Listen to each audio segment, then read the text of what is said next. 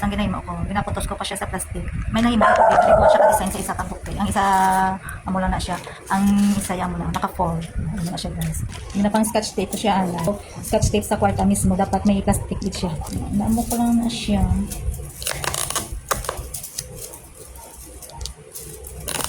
Tapos i-arrange na naman siya guys. Paamo naman siya, pag-arrange. Tapos amo na sang mauto brown guys, ang money bouquet. Okay. Tapos sa plastic, scotch tape pa, ano na siya. Basta guys, amo na isa guys, i-arrange ko siya.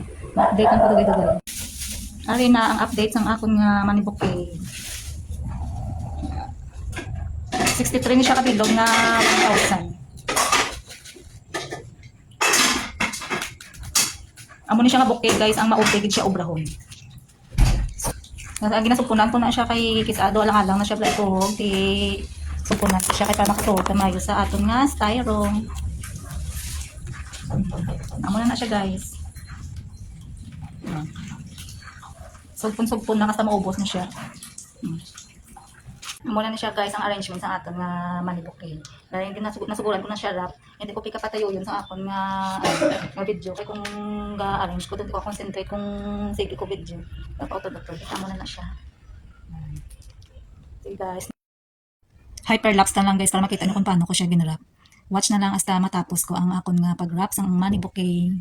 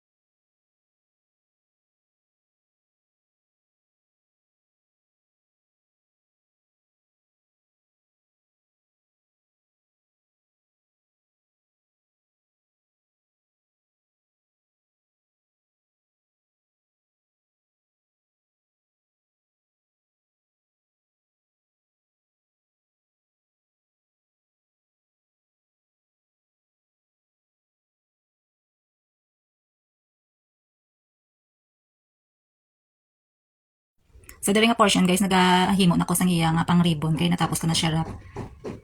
Ang gingamit ko na nga ribbon is maroon color. Kaya ang color sa amon nga balloons is maroon, rose gold and pink or white.